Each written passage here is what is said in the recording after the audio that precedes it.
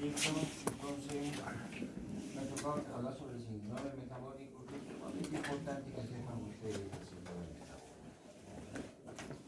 Entonces, primero vamos a ver la definición del síndrome metabólico. ¿Qué es? ¿Por qué se inicia con este nombre de síndrome metabólico?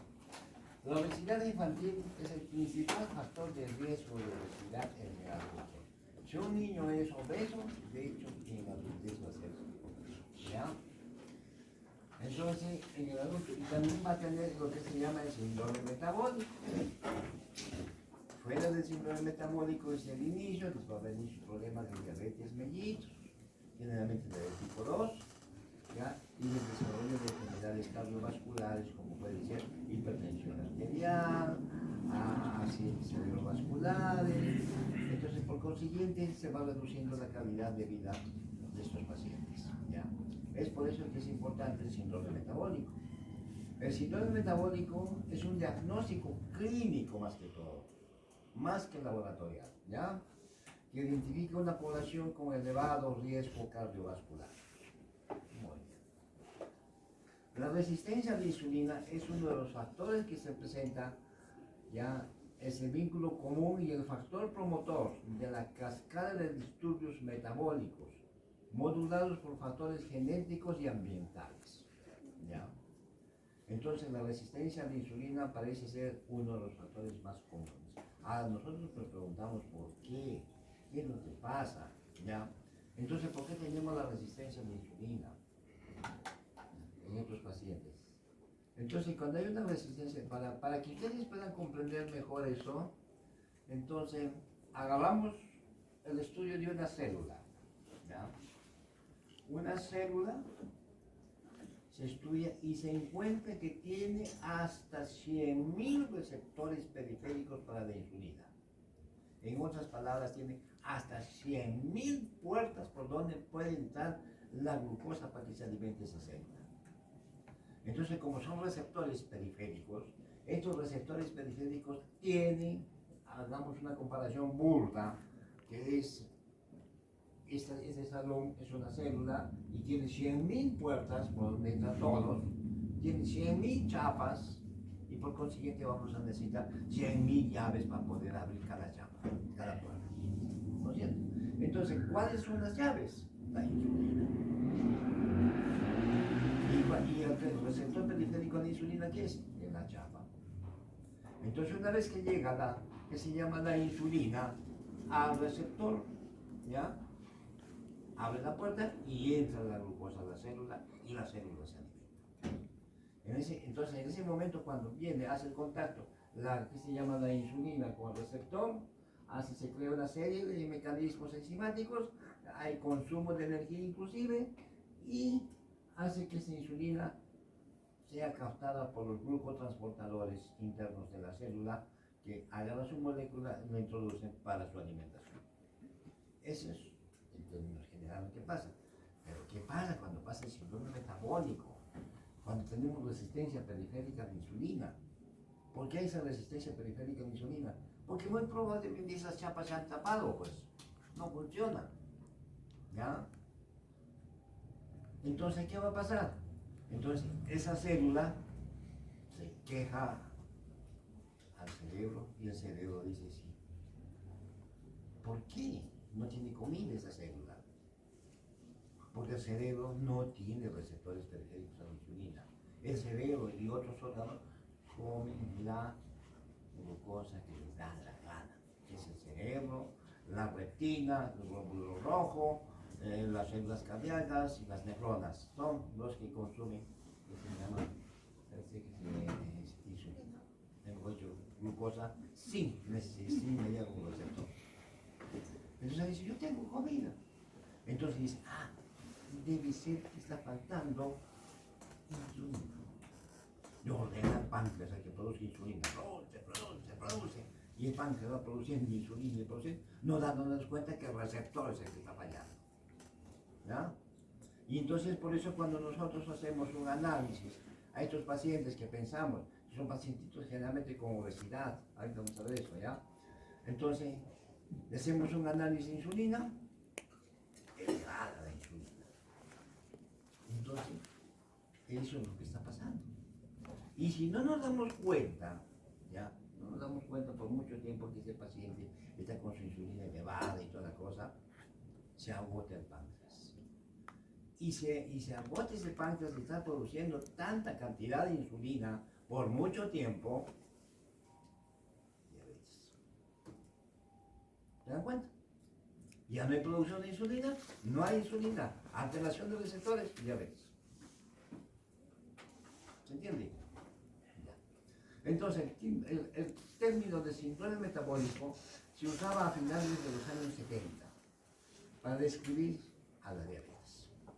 En ese tiempo se describía la diabetes como un síndrome metabólico.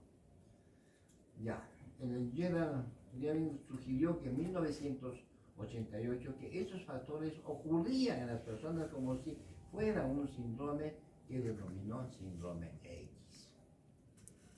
¿Ya? Y expuso 6 consecuencias de esta: resistencia a la captación de glucosa por falta de receptores, intolerancia a la glucosa, hiperinsulinemia, ¿ya? Insulina elevada, aumento de triglicéridos, disminución de colesterol, hipertensión arterial.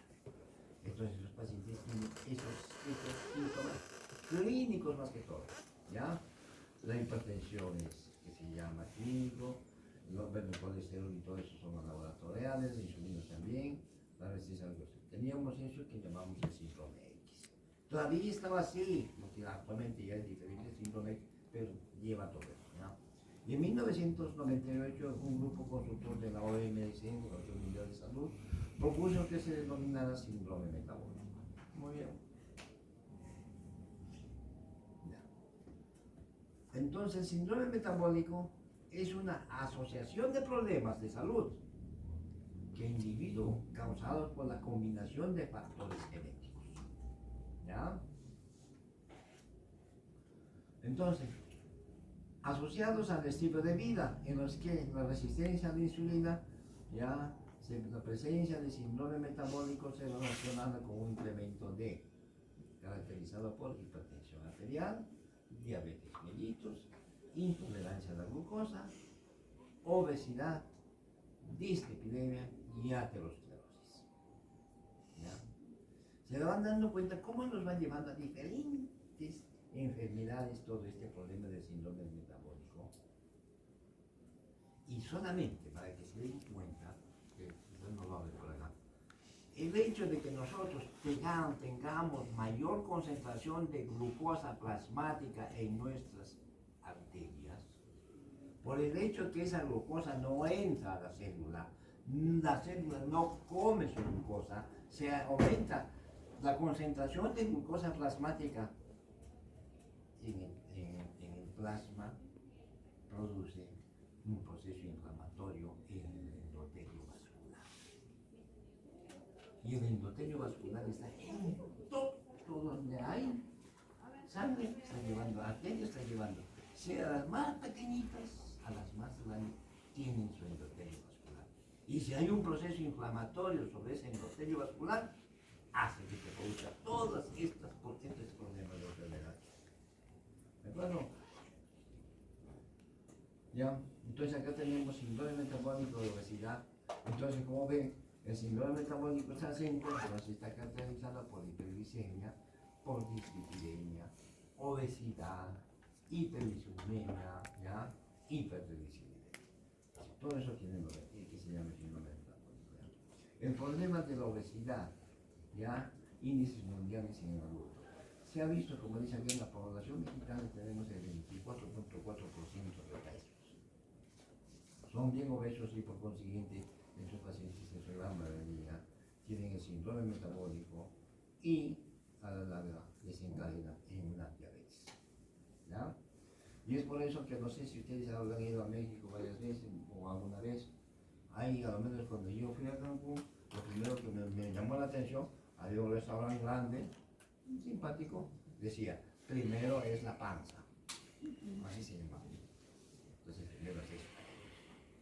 ¿Se dan cuenta? Muy bien. Entonces, el síndrome metabólico es un diagnóstico clínico basado en un grupo de datos clínicos que aumentan el riesgo en un evento cerebrovascular. ¿Ya? Y diabetes mellitus tipo 2. La influencia en el riesgo cardiovascular de cada factor es diferente en cada individuo, es lógico. Cada individuo es diferente a otro. El tratamiento de una persona a otra persona es muy diferente. ¿Ya? Todo es diferente de un ser a otro ser. ¿Verdad? La resistencia a la insulina y la obesidad abdominal son los ejes centrales del síndrome que aparecen en individuos metabólicamente susceptibles. ¿Ya? Muy bien. Entonces, el síndrome metabólico es un conjunto de condiciones o factores de riesgo que mientras más de ellos estén presentes en un paciente, más riesgo cardiovascular existirá. La evidencia muestra que la presencia de síndrome metabólico duplica el riesgo cardiovascular, ¿ya? Y quintuplica el riesgo de desarrollar diabetes mellitus, además de aumentar la aparición de hígado graso y cálculos en la vesícula.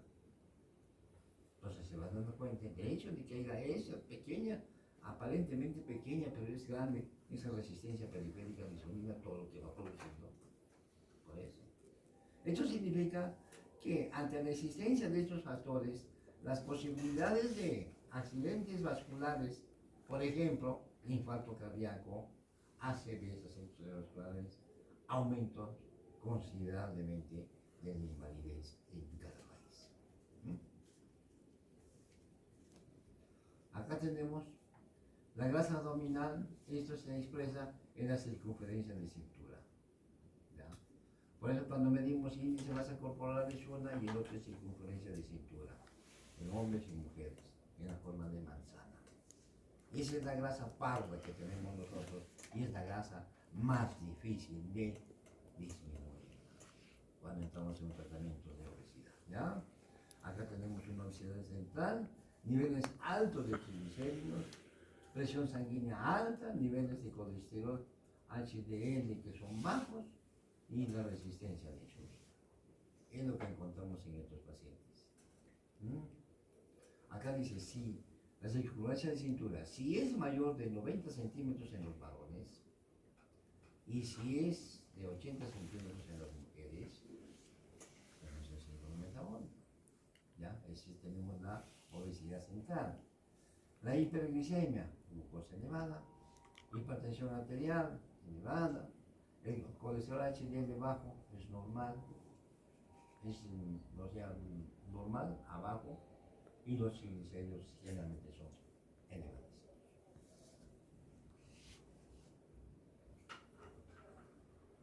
Acá tenemos los factores de riesgo del síndrome metabólico, como estamos viendo, que ya lo hemos dicho, y lo vamos repitiendo.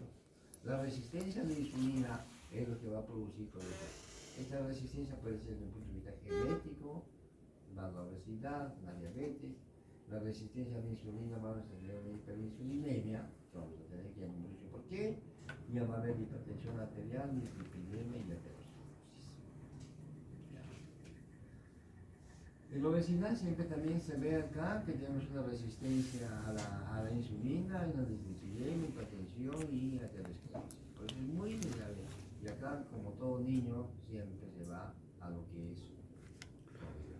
lo peor que puede existir. Generalmente a veces vemos en la casa a nuestros hermanos, o qué sé yo, o sobrinos, y los envían demasiado los abuelos, todo eso. Pues mi hijito, qué bonito, que para acá, que no quiero comer esto, no, anda, compra de eso heladito, compra de eso, todo es dulce. Y después pasa un tiempo, viene, ¿saben que mi hijito no crece? Porque no come bien. Mi hijito no crece porque come mucho azúcar.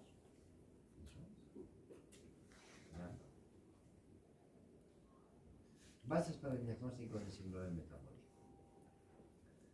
En 1998 la Organización Mundial de la Salud consideró que una persona con diabetes ya presenta síndrome metabólico si cumple dos o más criterios siguientes: hipertensión arterial, más de 160 con 90, dislipidemia, triglicéridos más de 150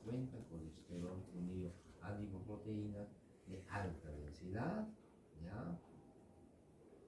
Que es menos de 35, porque cuando hablamos ¿qué se llama? De colesterol, hablamos del HDL, es la proteína buena, decimos, ¿ya? Pero generalmente la tenemos todas bajas. ¿Por qué?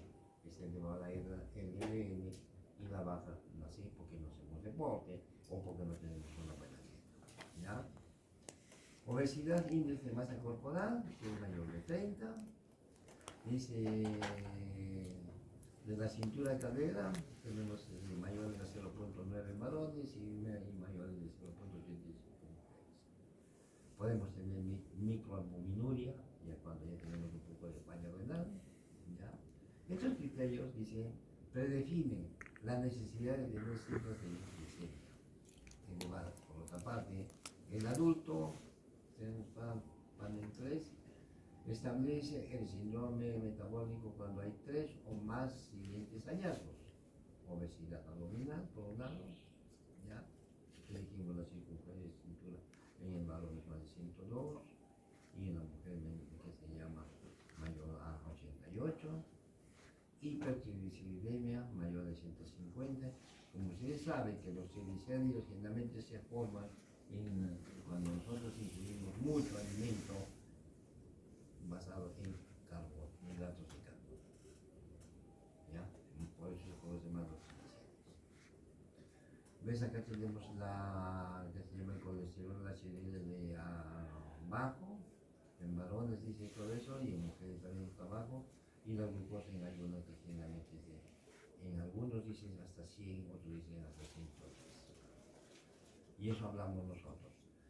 Cuando hablamos de glucosas, nosotros decimos, un paciente normal en ayunas tiene una glucosa de 70 a 100 o 110, en esa rangosita.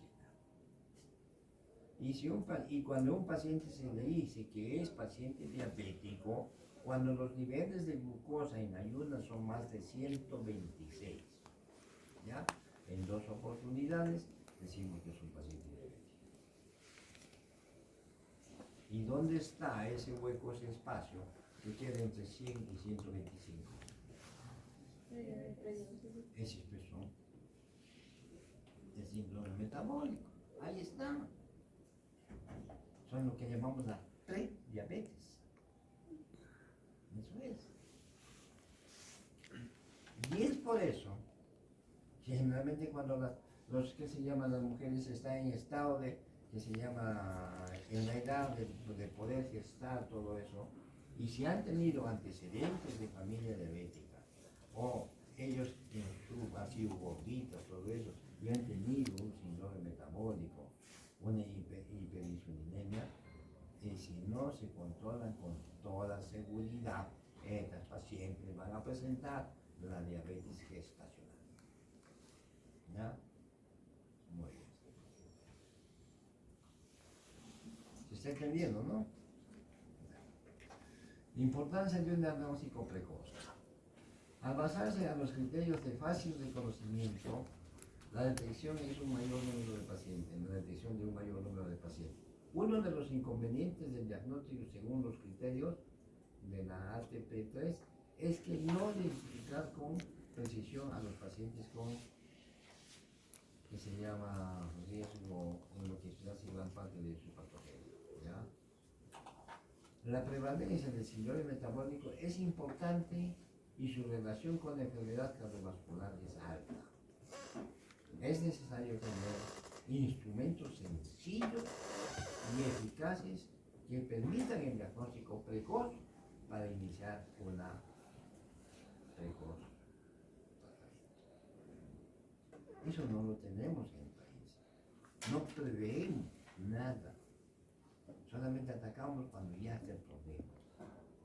Lo ideal sería que si tenemos conciencia de lo que va a pasar, precozmente lo debemos hacer. ¿Ya? Acá tiene la fisiopatología del síndrome metabólico y la resistencia a la insulina. ¿Ya? Bueno, efectos beneficiosos y efectos deleterios. ¿Ya? En los beneficiosos hay una disminución de la ingesta, ¿ya? Por la formación de la leptina, sensibilidad a la insulina, productores de insulina tanto en el hígado, en el músculo, ¿ya?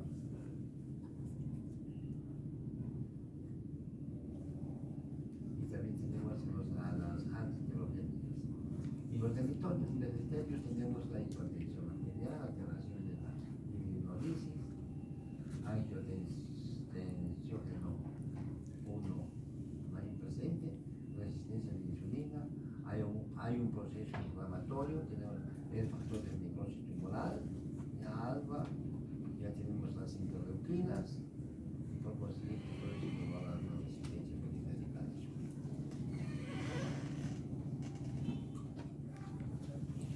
Durante mucho tiempo el tejido adiposo ha sido considerado un reservorio de energía en forma de glicéridos. Eso decía, son tus reservas. Vamos a poner así. Estás gordita, tenemos sus reservas.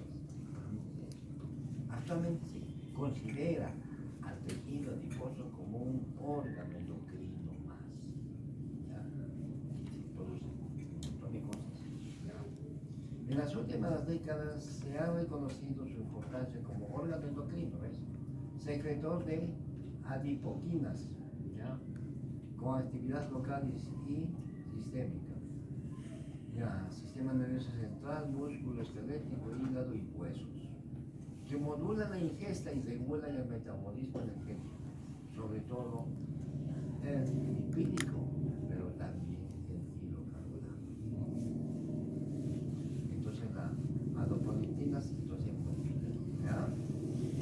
La regulación de la síntesis de adipoquinas con el adipocito es compleja y una parte desconocida. Su liberación está regulada por diferentes hormonas, como la insulina y la hormona del crecimiento. Algunos autores proponen la existencia de un eje hipotalámico hipofisiario adipositario. En la obesidad visceral está aumentada la lipólisis, produciéndose un acúmulo de ácidos grasos libres y un cambio de la secreción de las adipoquiminas con alteraciones metabólicas que favorecen el desarrollo y el mantenimiento de la obesidad y sus complicaciones. ¿Ya? Sus complicaciones son diabetes mellitus, síndrome metabólico, síndrome cardiovascular y resistencia a la insulina.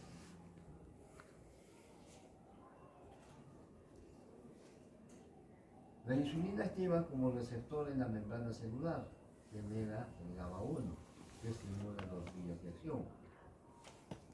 La vía P1K, cascada de reacciones de fosforilación 3 quinasas. Y la NAFK, que promueve el crecimiento, la nutrición y la resistencia a la insulina, altera la vía del P1K. Disminuye el transporte y la utilización. La hiperinsulinemia compensadora sobreestimula la vía del NAFK muscular lisa de los vasos, favoreciendo la aterogénesis.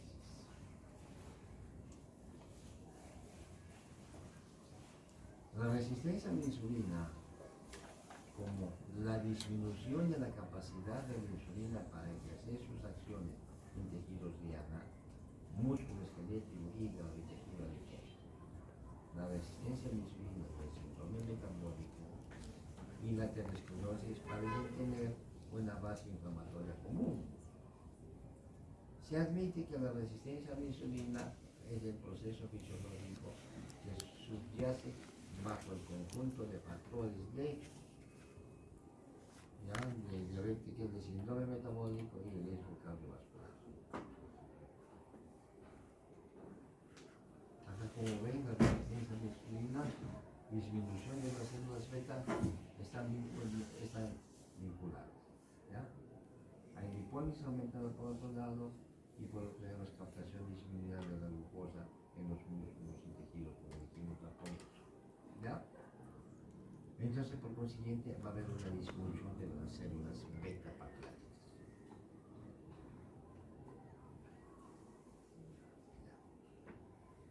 Esto ocurre cuando la insulina es el cuerpo no está siendo eficazmente utilizada. Es lógico. Tenemos insulina, pero no la utilizamos. Así el páncreas libera más insulina gracias a las células beta del páncreas para compensar los niveles de azúcar. Las células beta se agotan y dejan de producir insulina, lo que finalmente nos lleva a niveles muy altos de azúcar. Y eso ya viene a ser diabetes. La resistencia a la insulina no es una enfermedad, es una anomalía fisiológica. Acá tenemos los malos hábitos, hace que se produzca una dieta rica en grasas saturadas, un sedentarismo que generalmente ya hay obesidad. Todo esto conlleva a una hiperinsulinemia causada de enfermedades como aterosclerosis, diabetes tipo 2, dislipidemia e hipertensión. ¿No?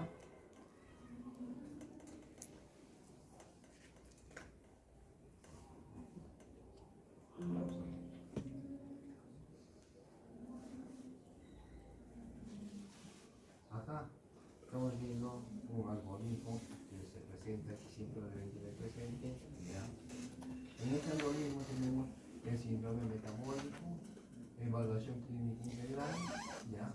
Entonces, una vez que hacemos la evaluación clínica integral, tenemos la presencia de uno o más factores de riesgo cardiovasculares o de diabetes. ¿Ya? Después tenemos hipertensión arterial, obesidad central, dislipidemia, agantosis nígricas, poliquistosis ovárica, hiperuricemia, hiperinsulinemia.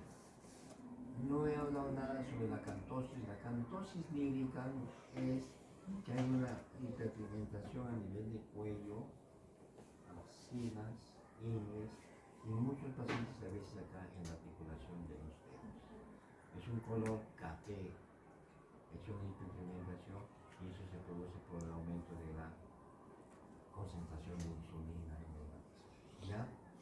Entonces, si sospecha de síndrome metabólico, alto riesgo cardiovascular y diabetes, entonces glicemia capilar en ayunas tenemos que hacer, es el hemoglucotés, acá tiene que si es menor de 95 y entonces los dolores si es mayor de 95.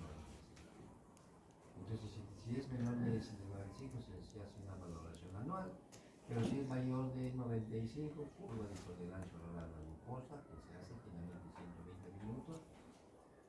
Después eso nos va a dar de repente la intolerancia a la glucosa y por consiguiente portador de marcadores tempranos de síndrome metabólico. Hay intolerancia a la glucosa, más intolerancia a la glucosa, se sospecha de síndrome metabólico y consulte el algoritmo. Y el tratamiento en general es primero es dieta, actividad física y la autorización para la resistencia del síndrome metabólico. Síndrome metabólico confirmado, consulta el algoritmo del tratamiento. Eso es lo que hay en síndrome metabólico, de la diabetes no lo toca, ya. ¿Han entendido? Entonces, eso es lo que llamamos el síndrome metabólico a nuestros pacientes. ¿Ya? Un ratito.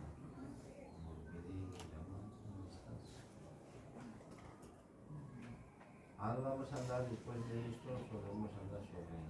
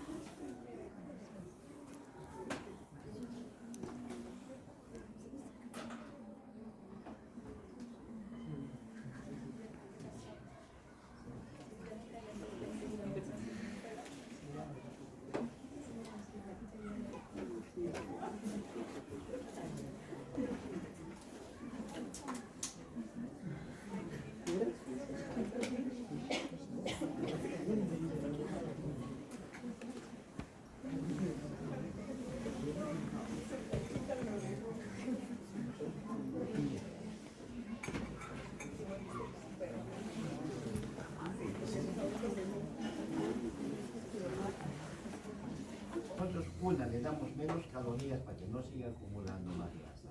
Le hacemos que gaste un poco más. ¿Cómo debe gastar? Actividad física. El hecho de que hacer actividad física, como es un combustible de alto valor calórico, vamos a botar la grasa en forma de ¿qué? De CO2. Eso es. Por otros sitios no. Es lógico, ¿no? Después tenemos la función estructural. Forman las membranas plasmáticas de todo tipo de seres vivos. Recubren órganos y dan consistencia protectora mecánica. ¿No? 3. Informativa y apoyo a biocatalizadores. Participan en como señales químicas, como esteroides, prostaglandinas, retinoides, leucotrienos, calciteroles, vitaminas, liposolubles. Entonces participan en todo eso. ¿Ya? Y 4, función transportadora.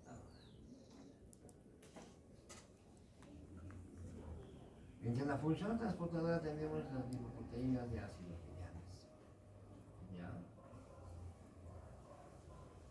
Y aportan ácidos grasos esenciales como el ácido linoleico y el linolenoico. Entonces es importante la función de los lípidos. Y entonces cuando siempre hablamos nosotros hablamos de las lipoproteínas. Entonces nos preguntamos, ¿qué es la lipoproteína? La lipoproteína, ¿qué cosa es? Es un complejo de alto peso molecular, en su mayoría esféricos, en forma de bolas. Hágase de cuenta que fuera una pelota de tenis, ¿ya? Así.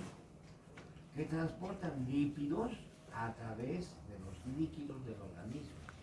Hemos dicho que estos no son kilos, no se disuelven en agua. ¿Ya? Entonces, ¿cómo viaja ese líquido? Viaja envuelto por esa capa de proteína que se llama la lipoproteína. Y dentro de esa capa de la lipoproteína tenemos al colesterol, como están viendo ahí en la gráfica, tenemos que se llaman los triglicéridos, que están envueltos por los fosfolípidos, que es la capa, para que sean transportadas a diferentes. ¿Ya? Entonces es un complejo de alto peso molecular, en su mayoría esféricos, que transportan lípidos a través de los líquidos del organismo hacia los tejidos y desde los tejidos hacia otro sitio que puede ser el hígado. ¿Se entiende? Y tenemos los kilomicrones.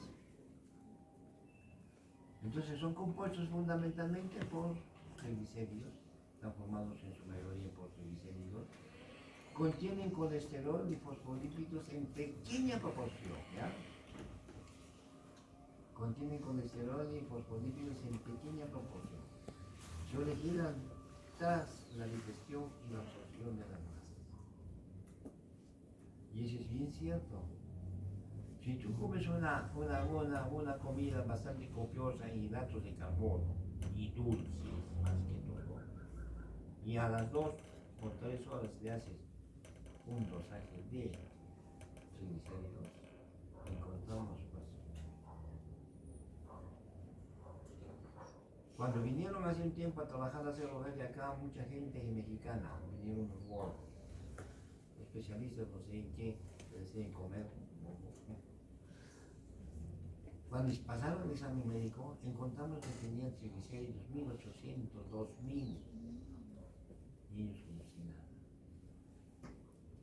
Porque nosotros sabemos que los niveles de triglicéridos es normal a 350. Y cuando pasa de esa capacidad estamos llegando a 500, 600, ya estamos asustados, porque puede producir la pancreatitis y a ellos no les producía nada. ¿Ya? Quizá la parte genética, racial, no. Pero sí tenía cantidad de triglicéridos, ¿ya? Entonces, por consiguiente, la absorción de las grasas. Las lipoproteínas, eso es lo que es kilomicrones.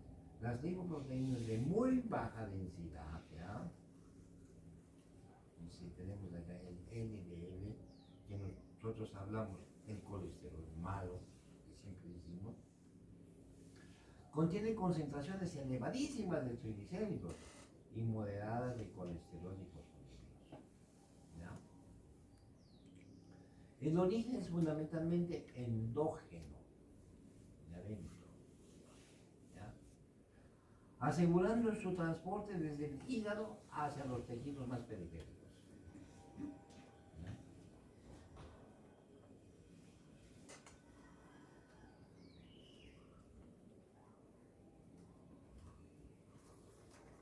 Acá tenemos las lipoproteínas diferentes con su densidad, tenemos los triglicéridos, el colesterol y las apoproteínas, ¿ya? Entonces la cantidad que tienen de alta y baja densidad, todos estos que no es necesario que se lo aprendan, pero deben saber qué es lo que es este compuesto. Acá tenemos el HDL, sabemos que es el colesterol bueno, y el LDL es el colesterol malo. Acá tenemos al angelito y al diablo, ¿ya? Para que se den cuenta. Esa es la diferencia que hay. Y en esto se van a dar cuenta que en el colesterol HDL la que apoya más son las ApoA, apoproteínas A, mientras que entre los malos tenemos los triglicéridos, la ApoC, las apoproteínas C. ¿Ya? Apoproteínas. Las apoproteínas median el catabolismo, dice, median el catabolismo de las lipoproteínas actuando a nivel de las enzimas lipolíticas, ¿ya?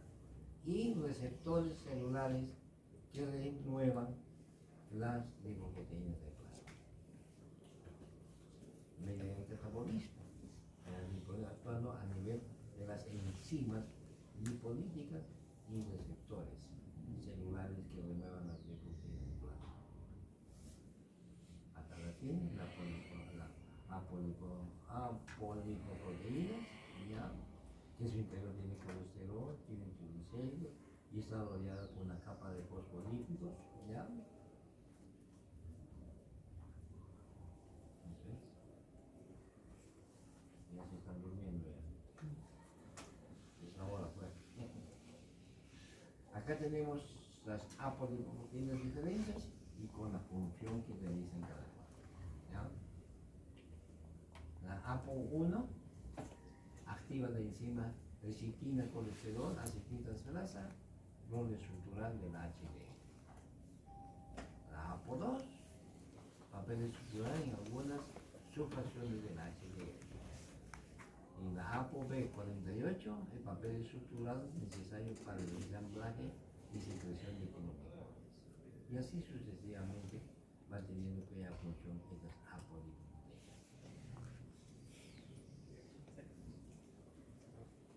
Vía exógena, transporte de lípidos de la dieta desde el intestino a sus diferentes destinos metabólicos en diversos tejidos. ¿Ya? Es la vía exógena. La vía endógena, por eso se representa la secreción hepática del metabolismo de de la LDL, ya, y la LDL que es, o sea, de muy baja densidad.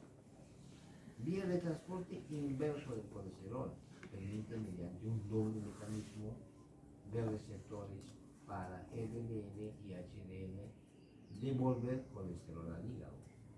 Entonces, sale del intestino, se absorbe colesterol, se lleva hacia el hígado y lo que no puede el hígado ya lo regresa nuevamente. Acá ven, vía exógena, que se llama colesterol de la dieta, ya, que pasa al intestino, que esto se absorbe como kilomicrones, que pasa por los capilares, todo lo remanente de kilomicrón sube y llega al hígado, ¿ya? Y la vía endógena, que tenemos el LDL, todos estos, pues ya, vías capilares, y también tejidos extrahepáticos. Entonces, esas son las vías que va siguiendo el transporte inverso del colesterol, ¿ya? Entonces, el LDL que tenemos ahí lo va emitiendo hacia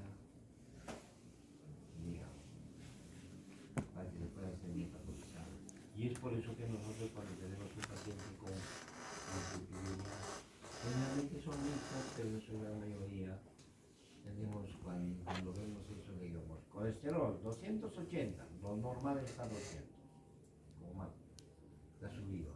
LDL 180, normal debe ser 100 o menos de 100. HDL 30, 40, que debe ser más de 60. Entonces damos el tratamiento de estatinas. Las estatinas hacen que ayude a metabolizar a nivel hepático estos colesteroles, pero a veces no es suficiente, ¿ya? Entonces tenemos que utilizar otro tipo de medicamento como son la ezetimiba, que se actúa a nivel de intestino, evitando la absorción del colesterol. Entonces de alguna manera tenemos que ver disminuir, porque hay muchos pacientes que tienen hipercolesterolemia familiar, o sea, les falta una enzima para metabolizar el colesterol y ellos tienen que tomar toda su vida las estatinas, ¿no?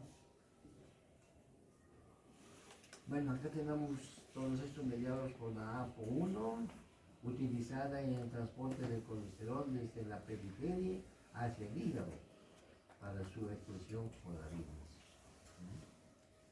El hígado e intestino producen el HDL nacientes, colesterol libre y fosfolípido, o la acetiltransferasa de lecitina y colesterol, formando el HDL maduro.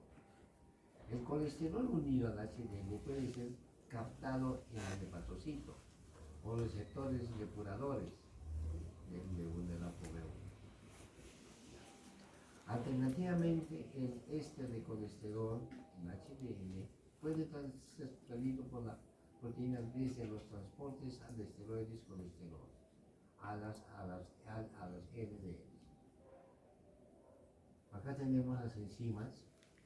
La lipoproteína lipasa, entonces localizada, dice, en endotelio de los capilares y tejidos musculares adiposos, y cuya función es hidrolizar triglicéridos de los kilómetros. Hemos dicho que el Omicron es uno de los que está más lleno de triglicéridos. La lecitina colesterol es otra enzima que actúa a nivel del hígado y esterifica el colesterol libre sobre la superficie del HDL. La lipasa hepática es la otra enzima, también está en el hígado, y hidroliza los triglicéridos dentro de las partículas de HDL. Y las proteínas transportadoras de este colesterol, hígado, que se encuentra en el hígado, incrementa el colesterol por triglicéridos con las lipoproteínas ricas en triglicéridos. Muy bien. Entonces tenemos que ver, hay factores que regulan las lipoproteínas, los lípidos y lipoproteínas. Los ácidos grasos saturados de los alimentos aumentados, tenemos colesterol total y el LDL. ¿Ya? El tabaco, el estrés psicológico, la actividad física, obesidad afectada, las lipoproteínas. La insulina, la hormona tiroidea, regulan la síntesis de las lipoproteínas e interaccionan con el LDL como receptores. El exceso de esteroides eleva triglicéridos y HDL al igual que los estrógenos. ¿No?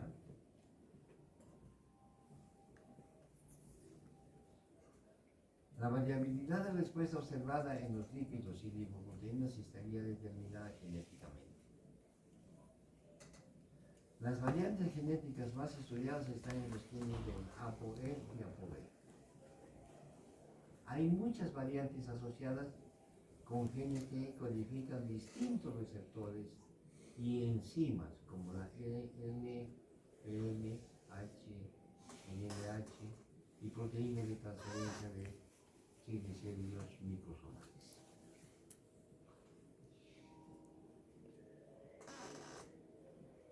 Entonces, una vez que hemos visto todo esto, entonces vamos a hablar sobre la aterosclerosis. La aterosclerosis es una enfermedad muy común en todos, ¿ya? Y esto se va presentando cuando estos pacientes son más mayores de edad. Entonces la aterosclerosis se dice sin duda la epidemia de nuestros días. Todo el mundo casi tiene aterosclerosis. Aunque parezca mentira, hace más o menos como 2 años, uno de sus compañeros presentó una tesis sobre la presencia de ateromas en niños menores de 5 años obesos. Y encontró que sí tenían ateromas. ¿Ya? Fue una tesis muy bonita que ni dimos para que sea publicada. Entonces, es muy frecuente. Yo no pensé que había tanto en niños. ¿Ya? Entonces dice, en la actualidad se define como la respuesta celular inflamatoria linfoproliferativa a la lesión de la pared arterial. Entonces, hemos dicho que al inicio, por el síndrome metabólico, hay una resistencia, hay una resistencia periférica a la insulina y por consiguiente va a haber mayor concentración de glucosa plasmática. Y esta glucosa plasmática va a producir un proceso inflamatorio del endotelio vascular. Acá tiene también produciendo la inflamación del endotelio vascular, nos va a producir lo que es dándonos los ateromas. Procesos dice involucrados en la aterosclerosis. Dice, hay una disfunción endotelial, es cierto, porque está el proceso inflamatorio del endotelio, hay bastante influjo de lípidos, hay muchos lípidos en el torrente sanguíneo, y esta respuesta es inflamatoria, entonces una respuesta inflamatoria, y esta respuesta inflamatoria hace que se produzca una reparación de eso, pero una reparación de mentiras, digamos. ¿Ya? Acá para que vean. La disfunción endotelial. El endotelio disfuncional aumenta la vasoconstricción producto de la agresión de los factores de riesgo crónicamente presentes y que lesionan la pared arterial. ¿Ya? Entonces, también acá es el endotelio. Esto se va a lesionar. ¿Ya? Dice endotelio funcional aumenta la vasoconstricción, entonces esto hace que se, ¿ya? Entonces, agresión de los factores de riesgo crónicamente presentes, porque en ese está inflamado por el proceso de la presencia de glucosa elevada. Y por consiguiente va a presentar una lesión en esta pared. Muy bien. Una vez que se ha producido el proceso inflamatorio y ha habido una lesión en la pared, hay el influjo de lípidos y va a dar una oxidación. Entonces, como no ha lesionado esta pared, entonces están comenzando a entrar los lípidos, ¿ya? Debajo del endotelio. Pérdida del poder de barrera semiselectiva y sumando la agresión crónica de los factores de riesgo, se produce influjo del LDL, presentando hacia la íntima arterial, hacia la íntima arterial, con el depósito de los mismos a ese nivel de la pared arterial. Entonces están depositando los colesteroles, ¿ya? Algo que se llama de muy baja densidad. Entonces lo que ha pasado, ese proceso inflamatorio ya venció acá al endotelio. Por consiguiente, entonces siguen entrando, y entonces va a haber una adhesión y reclutamiento de los leucocitos circulantes. Hemos dicho que actúa el proceso inflamatorio, y al haber el proceso inflamatorio, entonces va a haber los leucocitos circulantes. ¿Ya? Los leucocitos T que van a entrar adentro de la célula. Entonces, adherencia y reclutamiento de leucocitos circulantes. Los monocitos circulantes pasan a macrófagos, se convierten en macrófagos, ¿ya? En la íntima arterial. Entonces, estos monocitos se convierten en macrófagos, se come la molécula del colesterol, ¿ya? Y fagocitan los lípidos del endotelio y adquieren el aspecto de células esqueléticas. Y por consiguiente hay apoptosis. ¿Ya? Entonces, por todo eso que está está viniendo que le decía, aparentemente hay una reparación, una curación. Pues no, pues. Las células espumosas, dice, ocurre la oxidación de los LDL provocando intensa inflamación, ¿ya? Síntesis de colágeno y migración de células de músculo liso de la capa media de la pared. Entonces, como tenemos el endotelio y músculo liso, va produciéndose migración de células musculares lisas de la capa media de la pared vascular para formar una capa fibrosa. Entonces, como hay este proceso inflamatorio y está yendo el colágeno, entonces va a haber una capa fibrosa. La activación del sistema inmune, los linfocitos T que están acá presentes, ya forma de la placa de ateroma. Entonces, la placa de ateroma, este es el endotelio, pasa acá, porque esto es lo que está dando ahí, digamos, esto es la arteria. Entonces acá pasan las grasas, se meten en la capa de acá, y acá está el músculo liso. Entre el músculo liso y esta capa se va a producir ya una migración de colágeno, entonces se va a producir como unas molas. Se pegan ahí y hace que el endotelio comience a salir como si fuera lo que normalmente decimos un chichón. Entonces, por consiguiente, la circulación de sangre está alterando. Y como va pasando el tiempo y no damos tratamiento, no vemos eso, entonces esa arteria que anda así, que notemos así de gruesa, y se va cerrando con el tiempo. Y por consiguiente, no va a haber mucha producción, no va a haber mucho que se llama circulación de sangre, y por consiguiente vamos a tener lo que es las hipoxias. Y por consiguiente, si es que se tapa, vamos a tener los ACVs, ¿ya? Así es el cerebrovascular, ¿ya? No solamente a nivel cerebro, tenemos también los infartos, los accidentes vasculares se repiten, muchas cosas, ¿ya? Entonces, la placa de ateroma dice el núcleo lipídico, colesterol y células espumosas. ¿Ya? La membrana fibrosa, células del músculo liso y colágeno. Eso se va quedando y eso es lo que llamamos el ateroma. Dislipidemia aterogénica. Alteración lipídica de lipoproteína asociada a un riesgo cardiovascular elevado y caracterizada por la asociación de HDL bajo, triglicéridos elevados, alta proporcionalidad de partículas LDL, pequeñas y densas, ¿ya? Este riesgo cardiovascular está presente incluso en individuos que tengan LDL alto, ¿ya? Entonces, si nosotros tenemos un paciente que le pedimos un perfil lipídico y encontramos que tiene un LDL bajo, es un predictor de un posible infarto cardíaco a la edad. ¿Ya? La dislipidemia aterogénica, tenemos el HDL bajo, se considera un predictor independiente de enfermedad cardiovascular. ¿Ya? La asociación de triglicéridos elevados, ya, HDL bajo, tiene una acción sinérgica en relación con el riesgo cardiovascular. Entonces es más propenso que este paciente tenga su infarto.